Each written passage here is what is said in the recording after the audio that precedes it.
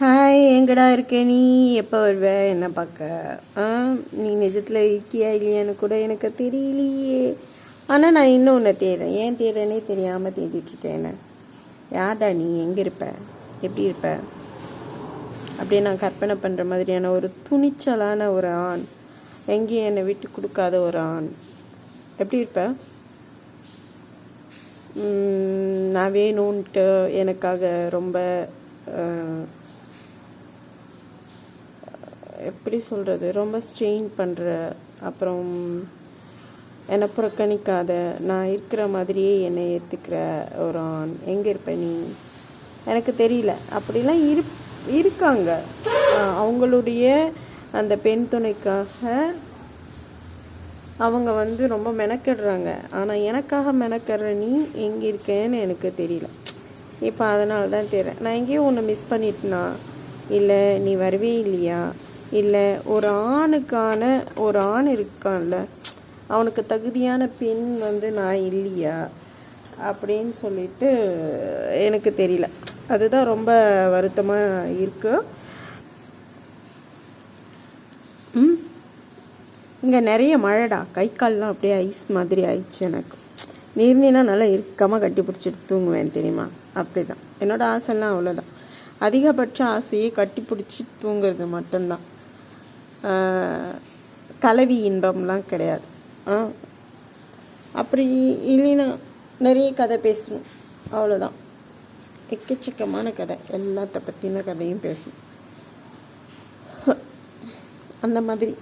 ஆனால் நீ எனக்காக பிறந்திருப்பியா, இல்லை இனிமே பிறக்கவே மாட்டியா, இல்லை பிறந்துட்டியா, என்னை பார்க்கலையா, அவ்வளோதான். இத்தனை கேள்விங்க இருக்குது. நான் பார்த்த வரைக்கும் சில ஆண்கள் இருக்காங்க, அவங்களுடைய பெண் துணைக்காக அவங்க நிறைய மெனக்கிடுவாங்க. ஆனால் நான் சந்தித்த வரைக்கும் ஏதோ ஒரு இடத்துல என்னை விட்டு கொடுத்துட்றாங்க. ஸோ அவங்களாம் என்னுடையவங்க இல்லை. எல்லா பெண்களுமே தன்னுடைய இணைக்கிட்ட, தன்னுடைய கணவன்கிட்ட எதிர்பார்க்கிறது என்ன விஷயமா இருக்குன்னா, அவன் பாதுகாக்கணும். ஆண் பெண்ணை பாதுகாக்க படைக்கப்பட்டிருக்கிறான் என்பது தான். அவன் பாதுகாக்கணும், பெண்ணை விட்டுட்டு ஓடிடக்கூடாது. ஆனால் நான் பார்த்த வரைக்கும் எல்லோரும் விட்டுட்டு ஓடிடுறவங்களா தான் இருக்கிறாங்க. அப்பா அம்மாக்காக பயந்து ஓடிடுறாங்க, இல்லைன்னா அதிகாரத்துக்காக பயந்து ஓடிடுறாங்க. ஏதோ ஒரு அதிகாரத்தில் இருக்கிறவங்களுக்காக பயந்து ஓடுறாங்க. அதனால் அப்படிப்பட்ட ஆண்லாம் என்னுடைய ஆணா நான் தேவைன்னா அட்லீஸ்ட் திருத்துத்தனமாச்சும், ஆமாம் நான் பயந்து தான் ஓடிட்டேன், இருந்தாலும் உங்ககிட்ட பேசாமல் இருக்க முடியல அப்படின்னு சொல்கிற ஒரு ஆணை கூட நான் சந்திக்கவே இல்லை. இல்லைன்னா ஒரு சராசரி பெண்ணை விட கொஞ்சம் அட்வான்ஸ்டாக ஒரு தரமுள்ள ஒரு பெண் கிடைக்கிறான்னா அவள் பக்கம்தான் நிற்கிறாங்க. பெண்கள் தன்னுடைய அவங்க எதிர்பார்க்குற அந்த தரத்தில் ஒரு பெண் எப்படி இருக்க முடியும் அப்படின்ட்டு எனக்கு தெரியல. எதுவும் நான் என்ன சொல்ல வரேங்கிறது எனக்கு கொஞ்சம் புரியல. பட் ஆண் பெண்ணை பாதுகாக்க படைக்கப்பட்டிருக்கிறான், அவ்வளோதான். எந்த ஆணாக இருந்தாலும் சரி.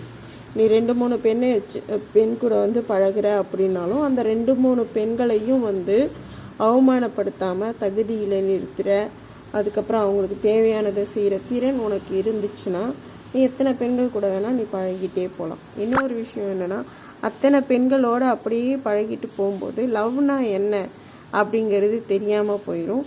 அதுக்கப்புறம் ஒரு இடத்துல விரக்தி மனப்பான்மை வரும் அப்படிங்கிறது என்னுடைய கருத்து. எல்லா ஆண்களுக்கும் அப்படி ஆகுமா அப்படிங்கிறது எனக்கு தெரியல. பட் உனக்கு ஆகுமா? எனக்கு என்ன சந்தேகம்னா, உனக்காக நான் இன்னும் எவ்வளோ நாள் காத்துட்ருக்கணும்? நான் சாகிற வரைக்கும் நீ என்னை பார்க்க வரமாட்டியா, இல்லை நீ போயிட்டியா, இல்லை எப்படி? எனக்கு தெரியவே இல்லை. இன்னும் ஏன் என்னுடைய ஆணை நான் சந்தித்து விட்டேன் அப்படிங்கிற அந்த ஒரு மனநிலை ஏன் எனக்கு இன்னும் வரவே இல்லை? நான் சந்திச்சுட்டேன், ஏதோ இங்கே இருக்கான், அவன் எனக்காக இருக்கான் அப்படிங்கிற அந்த மனநிலை ஏன் வரல? ஏன்னா எல்லா இடத்துலையும் ஏதோ வேற ஒரு பெண்ணை மிகைப்படுத்தி, இல்லை வேற ஒருத்தங்களை மிகைப்படுத்தி, அல்லது குடும்பத்தை, தன்னுடைய குடும்பம் அப்படிங்கிற மிகைப்படுத்தி அந்த குடும்பத்துக்குள்ளே என்னை சேர்த்துக்காத எத்தனையோ ஆண்களை நான் சந்திச்சிட்டேன். அதுக்காக இப்போது நான் சொல்ல வர எல்லா விஷயங்களையுமே உடல் உறவு அப்படிங்கிற ஒரு இதை நீங்கள் இது பண்ணாதீங்க. அது செகண்ட் ஷீ தான், சரியா? இந்த மன உறவு அப்படின்னு ஒரு விஷயம் இருக்குல்ல, அதை முதன்மைப்படுத்துங்க. சரியா? அந்த மன உறவுக்குள்ள நீ எனக்கு வேணும் அப்படின்னு தைரியமாக வெளிப்படையாக உன் மனசை பிடிச்சிக்கிட்டு கையை பிடிச்சிக்கிட்டு, ஓகே நீ எனக்கு வேணும், எந்த சூழ்நிலை இருந்தாலும், எவ்வளோ பெரிய கஷ்டமாக இருந்தாலும், எந்த சூழ்நிலையிலும் நான் ஒன்று விட்டு கொடுக்கவோ விட்டுட்டு ஓடவோ மாட்டேன் அப்படிங்கிற அந்த